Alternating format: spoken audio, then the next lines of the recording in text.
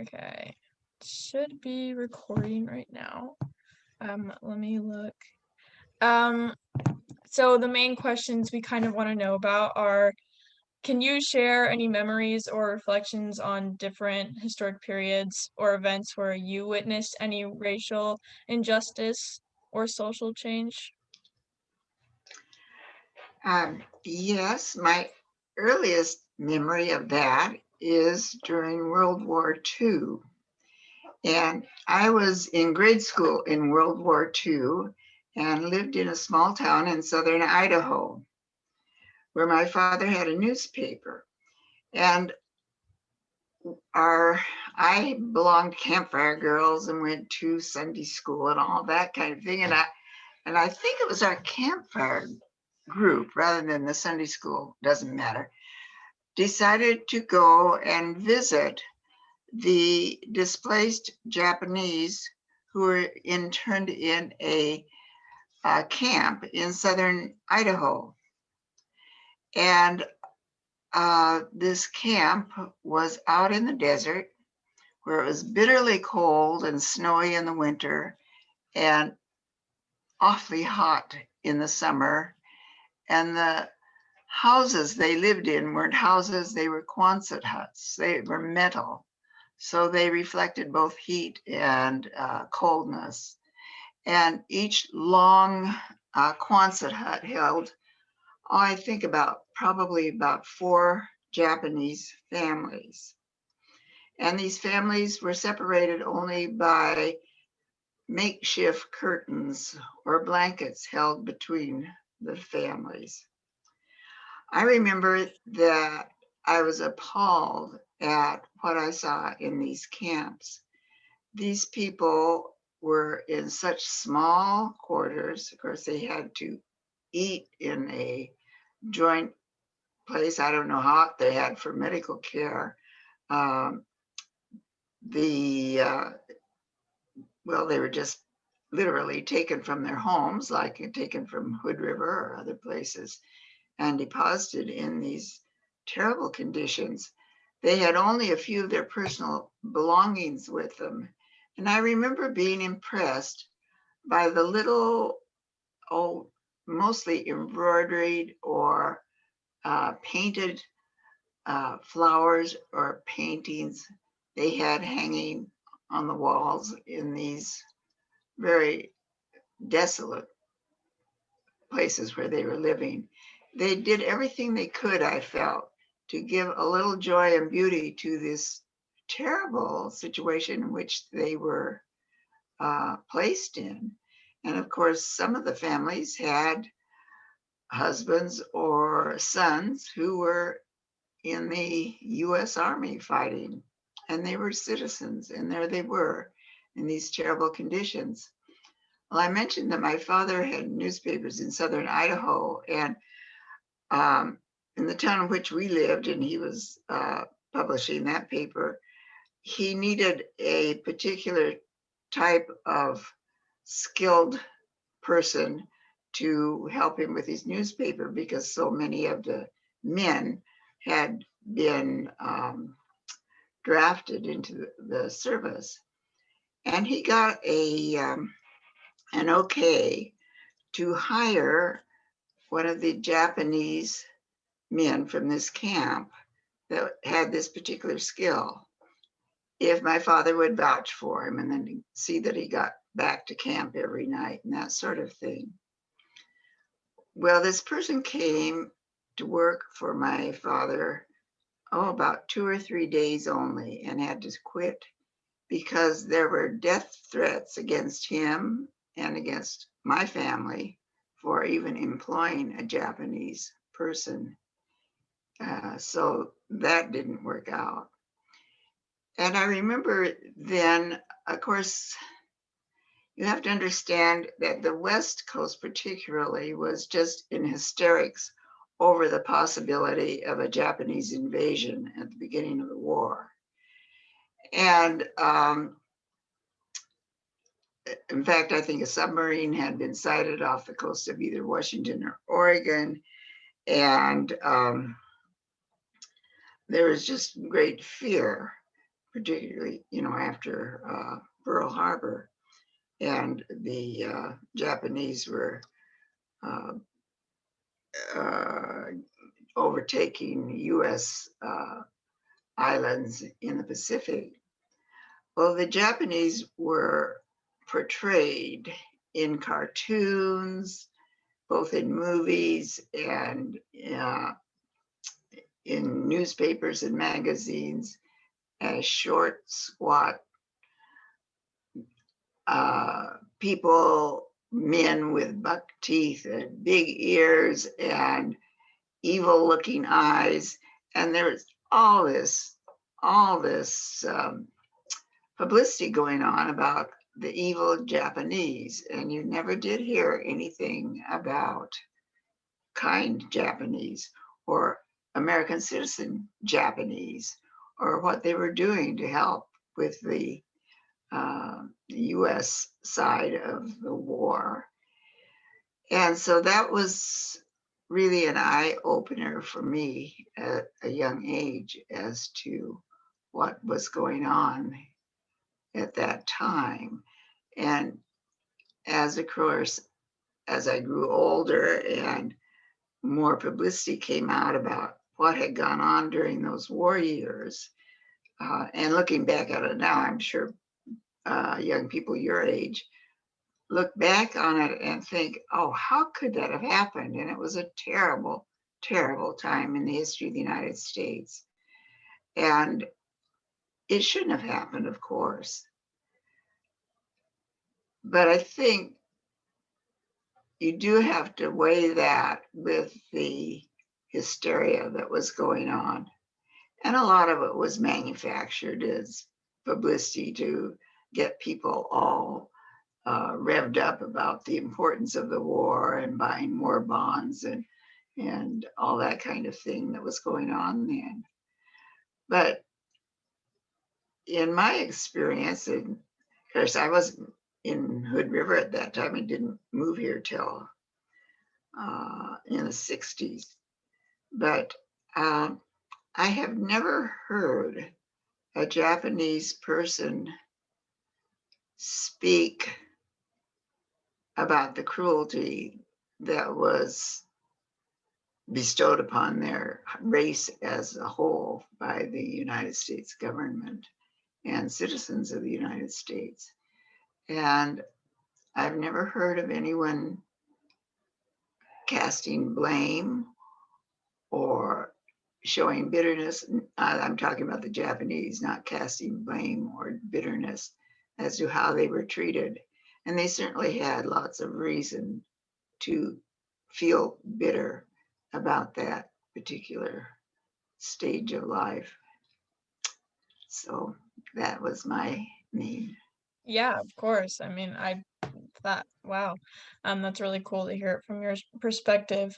Um, do you remember any like specific events where you were connected um with people of a different race and maybe like a moment where you had an epiphany of like, wow, like if you ever felt like sheltered before, being surrounded by maybe only American citizens and then being exposed to like a whole new ethnic group.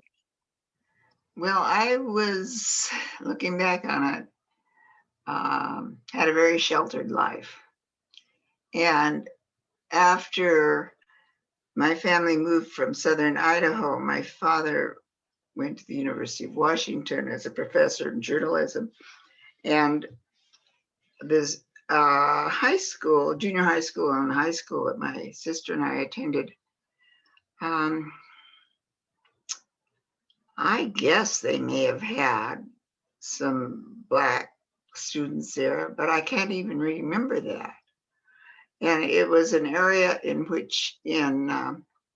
Seattle, in which there were very few people that were ethnically different than we were.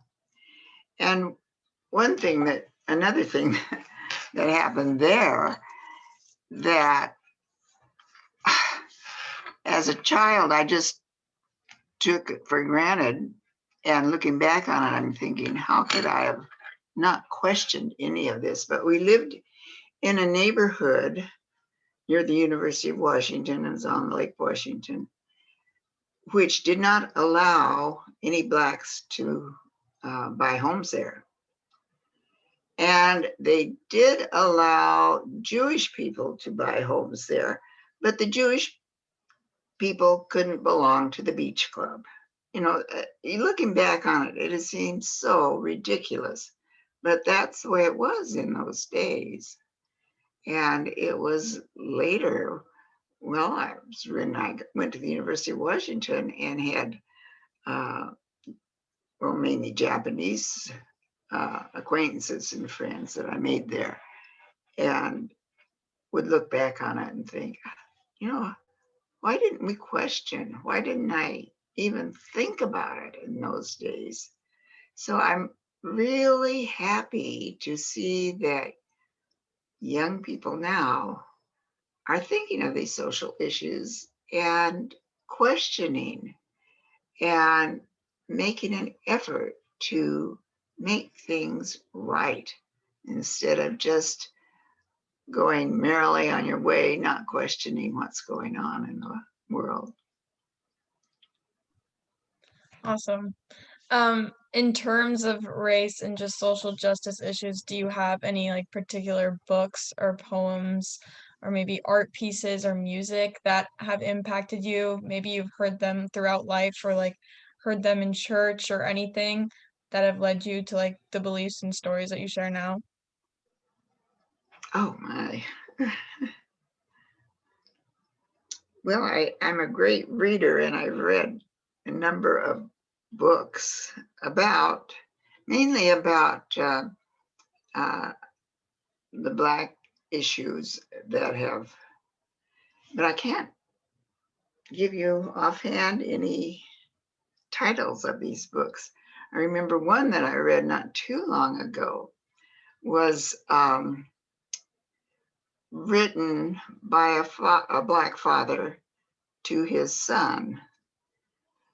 And his son was young teenager at that point. And it just really wrung my heart out when I thought, you know, he has to tell his son to be careful of what he does, what he says, where he goes, who he talks to, always be vigilant because something bad could happen to him at any moment. And whereas I was raised, I just went blithely on my way, not thinking that anything bad was going to happen to me, and nothing did. But to have to live in that kind of thought pattern must be so hard, both on parents and children. And there have been recently many books out on that type of theme, which I think is wonderful to see that kind of thing going on now. Yeah, I know I've read a couple books about those issues in school and also outside of school. Um, Excuse me. Your early experiences with the Japanese internment camps, when did you start to like realize and shape your ideals after hearing about all of this and also witnessing it with your own eyes?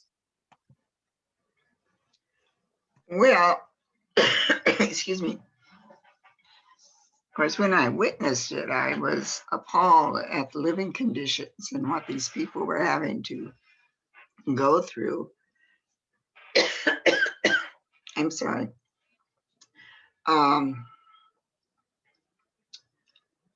but it wasn't until I was older that I began to really internalize what was going on in those conditions. And um, as you get older and have more experiences, then you can relate the good and the bad and to what other people are experiencing.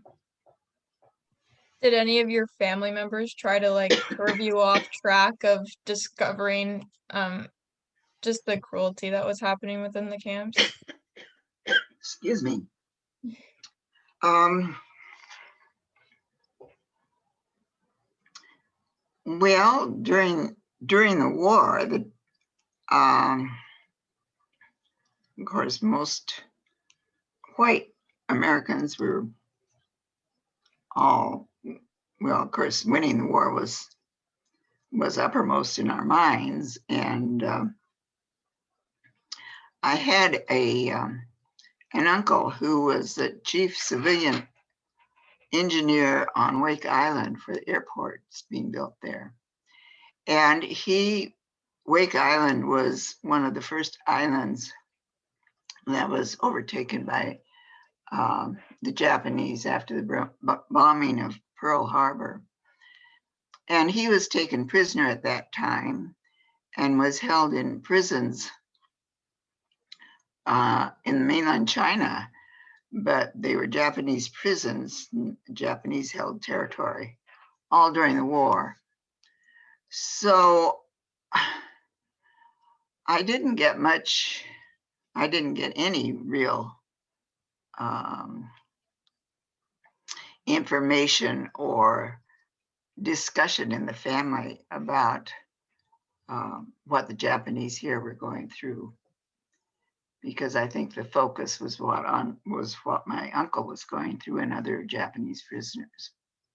So no, it wasn't till I was older and started thinking about it by myself. I never heard in my family, though, any racial slurs or discrimination, and they were really appalled at a lot of the N-words and the way people have been treated, particularly the Blacks. Although, as I said, I was growing up, I didn't have any friends that were Asian or Black, or Latino either. But my family never talked about or displayed real antagonism towards any of those races. They didn't do that.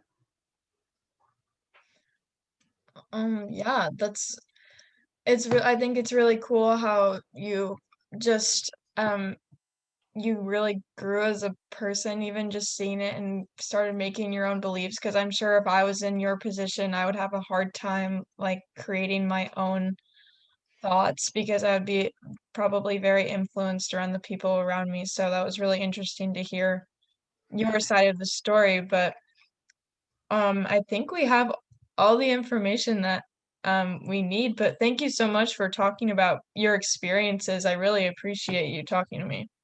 Well, I'm glad that you're asking, and that as a group, how many people are being interviewed by the? Um, I believe there is 8 people talking to people, including And, me. So there's 7 of and us. so, and what's going to happen to this? Um, I think they might release it in a newsletter or something. Um, and I recorded this meeting so like we can look back on it, and it could probably be posted on like a website where just for Black History Month and cool things like that. So yeah, I'm not really sure what the approach Katie is taking, but I'm looking forward to see what she does with that. So Well, good. Well, good luck with all of that. And if you have any more questions, be sure and call me. I thought with my age and my experience with World War II would be a little different than most of the other people that would be interviewed. yeah. So anyway, Okay, well, thank you so much, Jackie. I well, really thank you, appreciate it. Abby. I'm glad to do it for you. All right, have a nice day. Thank you. You too.